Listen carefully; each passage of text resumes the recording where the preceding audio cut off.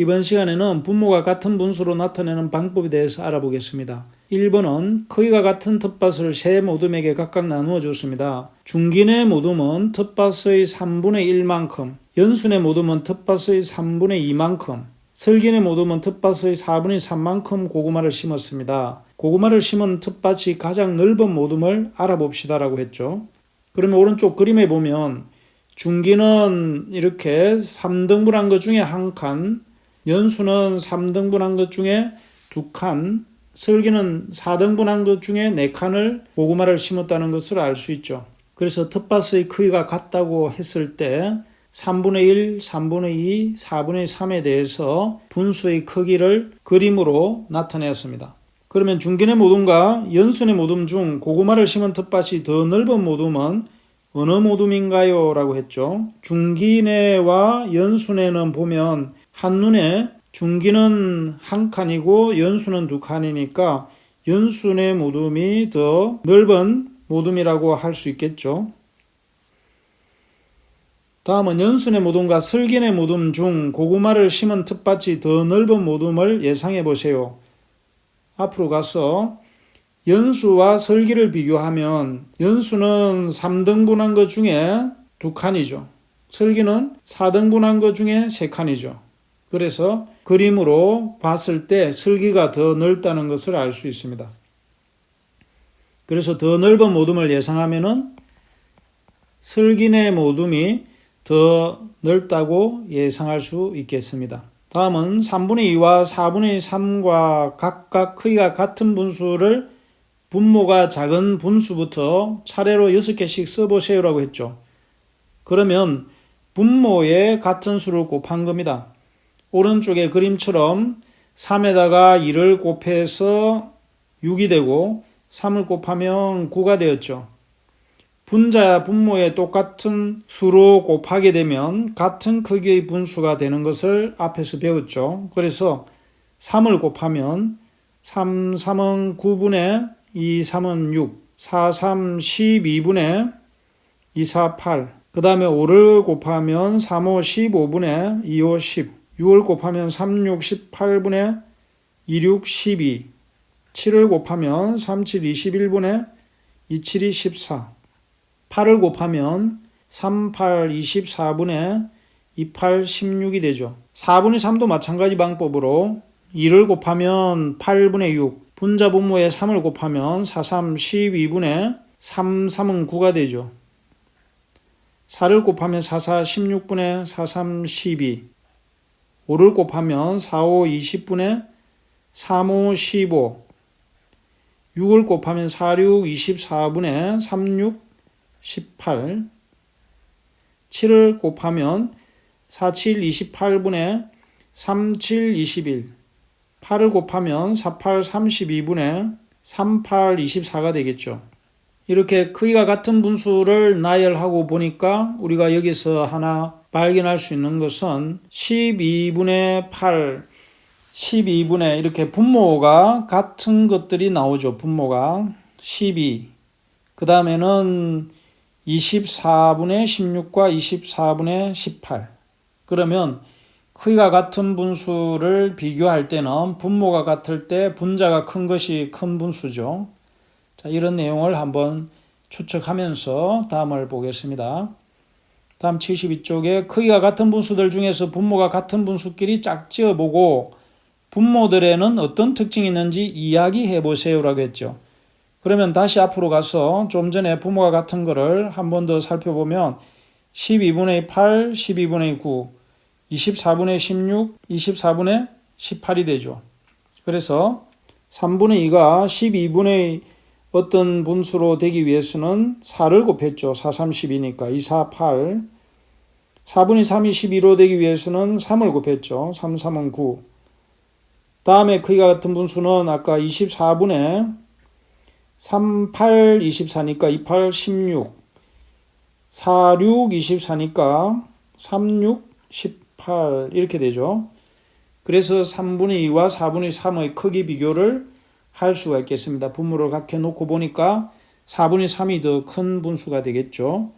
그래서 세 모둠 중 고구마를 심은 텃밭이 가장 넓은 모둠은 어느 모둠인가요? 라고 했죠. 따라서 슬기의 모둠이 되겠습니다. 다음 2번은 분모를 같게 만들어 봅시다 라고 했습니다. 그림을 이용하여 분모를 같게 만들어 보세요. 3분의 2니까 3등분한 것 중에서 2에 해당이 되죠. 다음 4분의 3은 4등분한 것 중에서 3칸에 해당이 되니까 이렇게 그림으로 비교할 수가 있겠습니다. 그러면 12분의 4, 30이니까 2, 4, 8이 되죠. 4분의 3은 12분의 3을 곱했으니까 3, 3은 9가 되죠. 즉 12등분한 것 중에 8칸이 되고 9칸이 되니까 3분의 2와 4분의 3의 분모와 분자에 각각 같은 수를 곱해 분모를 같게 만들어 보세요 라고 했죠. 같게 만든 것이 바로 12분의 8과 12분의 9가 되겠죠. 또 앞에서 본 것처럼 24분의 1로 고치면 24분의 28이 16, 24분의 46, 24니까 36, 18이 되겠죠. 그죠? 이런 식으로 해서 같은 분모를 만들었을 때 분모 분자의 크기를 비교할 수 있겠습니다.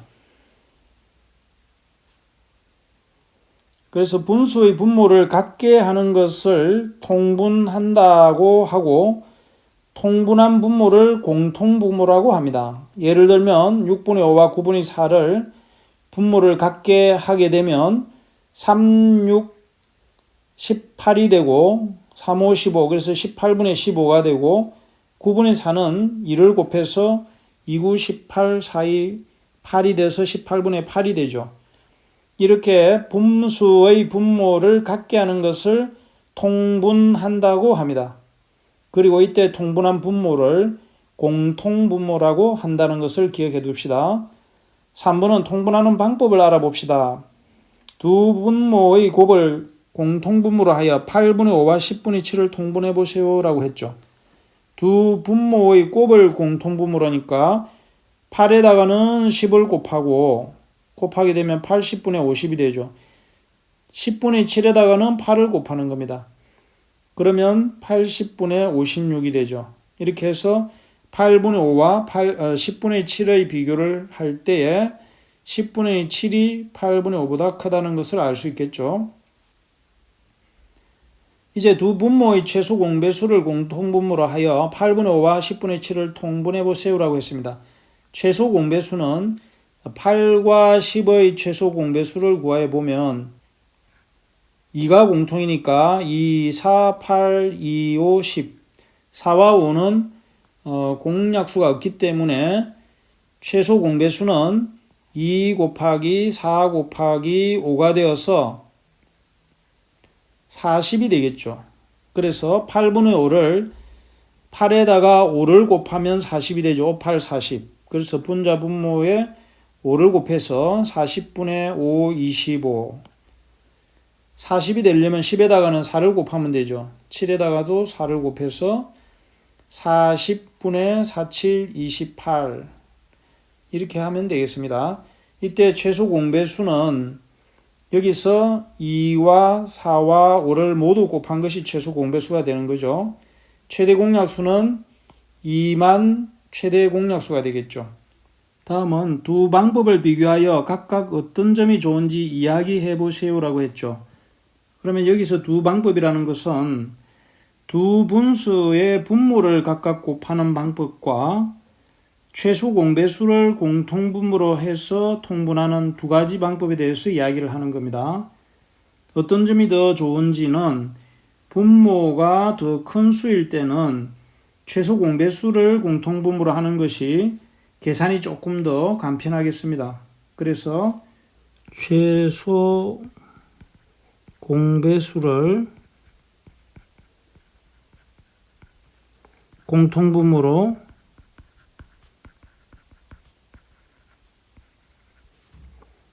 하여 하는 것이 편리하다 또는 간편하다라고 하면 되겠습니다. 이번 시간에는 분모가 같은 분수로 나타내는 방법, 즉 통분하는 방법에 대해서 알아봤습니다. 수고 많았습니다.